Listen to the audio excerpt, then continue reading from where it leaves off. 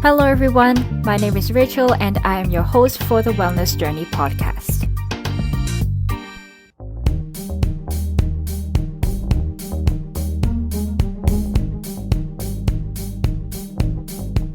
Hello everyone, welcome to another episode of the Wellness Journey podcast. Last week, I introduced the term work-life balance, what it is, why it is so difficult to have a sense of control over it, and what are some consequences of putting too much time and attention to work and neglect other aspects of our lives. Today, I will talk about how we can strike a balance between work life and home life, so that we can regain control over when and where we work. In general, there are 3 strategies that can help us regain control over where we work. One strategy is called segmenting, which means we have a clear cut between where we work and where we don't work.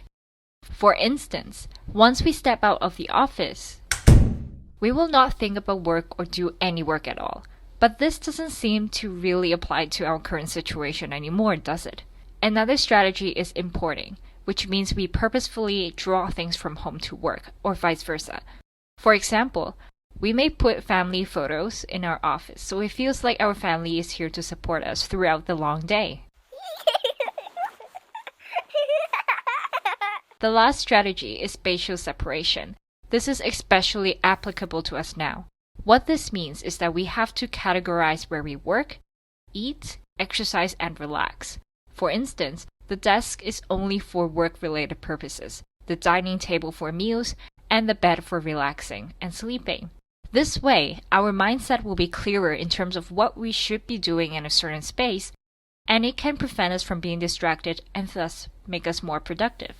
On the other hand, there are also some instances that will make us feel chaotic or loss of control over work-life balance. One way is called seeping, in which our roles, identities, or activities of various aspects of our lives are blurred together. For instance, when I was working my part-time job, I could work at home, but work was so daunting that I didn't feel relaxed, even when I was in my bedroom, because that was where I had been working all day. This was one of the reasons why I was too stressed to sleep at night.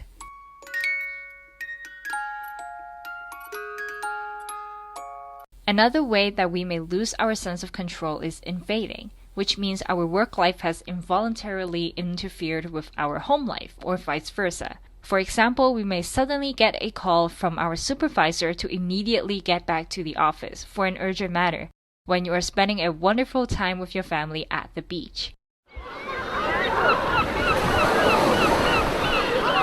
At this moment, your work has involuntarily interfered with your family time because you didn't plan on going to work that day.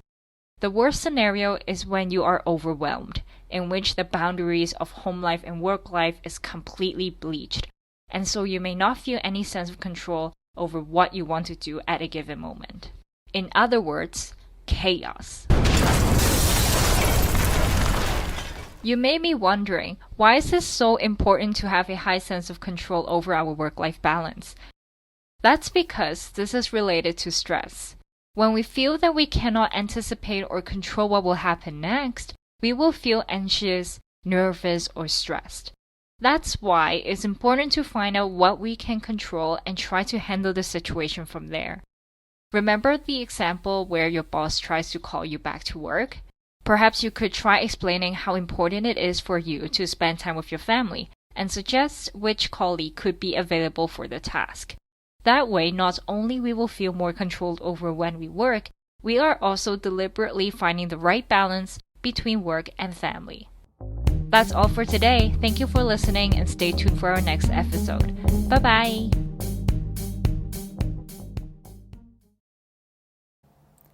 Hello again! Thank you so much for listening to today's episode. If you like it, don't forget to hit that like button and share with your friends and family.